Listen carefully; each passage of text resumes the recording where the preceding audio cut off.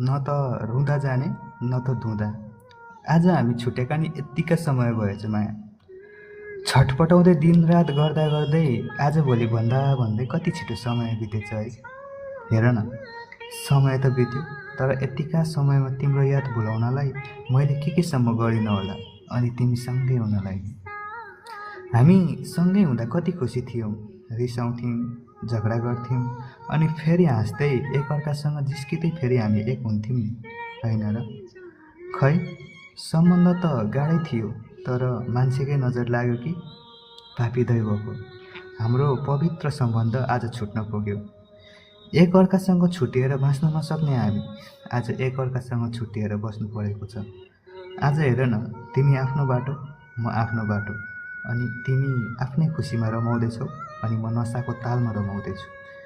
तिमी सजिलै अरूसँग नजिकिँदै गयौ, अनि म हेर न, तिमी पछि सबैसँग टाढिँदै गयो।